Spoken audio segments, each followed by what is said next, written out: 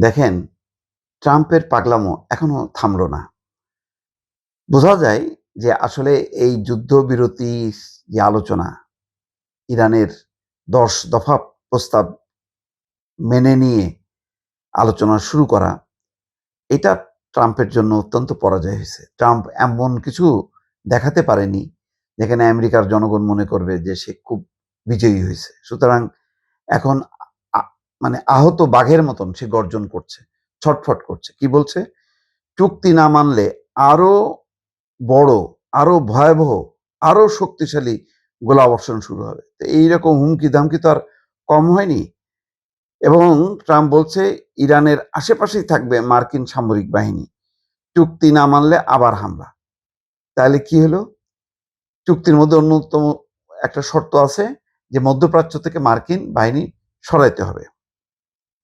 তো সেইটা না মেনে এখন আলোচনা আ হয়নি।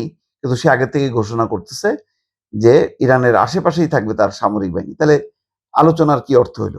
আলোচনার মধ্যে তো অন্যতম যে উপসাগরীয় অঞ্চল থেকে মার্কিন সেনা প্রত্যাহার করতে হবে। এখানে দেখেন আবার সে বলছে মার্কিন প্রেসিডেন্ট ডোনাল্ড ট্রাম্প বলছেন তেহরান যদি ওয়াশিংটনের সঙ্গে হওয়া চুক্তি পুরোপুরি মানতে ব্যর্থ হয়, তবে যুক্তরাষ্ট্র আবার হামলা শুরু করবে। যুক্তরাষ্ট্রের সময় বুধবার ট্রাম্প তার সামাজিক যোগাযোগ মাধ্যম ট্রুথ সোশ্যালে দেওয়া এক পোস্টে ইরানকে এই হুমকি দেন। মানে ওই পোস্ট আছে, পোস্টে হুমকি ধামকি যা যা বলার সবকিছু করতেছে।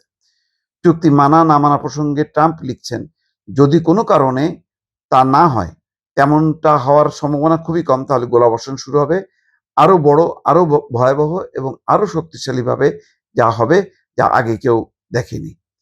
এবং একই সঙ্গে বলতেছে যে মার্কিন সামরিক বাহিনী ইরানের আশেপাশেই থাকবে। ওই সেই সোশ্যাল একটার পর একটা তার সামাজিক মাধ্যমে সে লিখে যাচ্ছে যে যুক্তরাষ্ট্রের সব জাহাজ, উড়োজাহাজ, সামরিক সদস্য, অতিরিক্ত গোলাবারুদ, অস্ত্রশস্ত্র ইরানের ভেতরে এবং আশেপাশে অবস্থান করবে যতক্ষণ না পর্যন্ত চুক্তি পুরোপুরি মানা হচ্ছে। এর আগে গতকালই ইরানের পক্ষ থেকে বলা হয়, লেবাননে ইসরায়েলি বাহিনীর ভয়াবহ হামলায় শত শত মানুষ নিহত হওয়ার পর যুক্তরাষ্ট্রের সঙ্গে স্থায়ী শান্তি চুক্তির আলোচনা এগোনোটা হবে অযৌক্তিক। তারপরও আহ, খবর হলো যে সংশয় সন্দেহের পরেও আহ, রওনা হয়েছে যে সেখানে আহ, ইরানের প্রতিনিধিরা পাকিস্তানের দিকে রওনা হয়েছে, এমন খবরও কিন্তু এসছে যে আহ, তারা অলরেডি মানে রওনা হচ্ছে।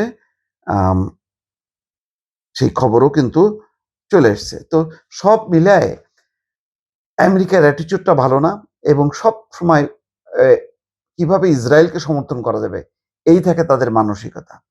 ফলে চাপ তৈরি করে আহ, আমেরিকা তার মতন করে চুক্তি করবে, আমার ধারণা সেটা হবে না।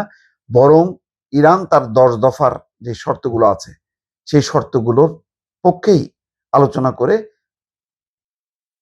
ট্রাম্পকে বাধ্য করবে সেই চুক্তিতে নিয়ে আসার জন্য। শেষ পর্যন্ত সেটা হবে কিনা এটা নিয়েও কিন্তু এখন নানা রকম সন্দেহ সংশয় আছে দর্শক।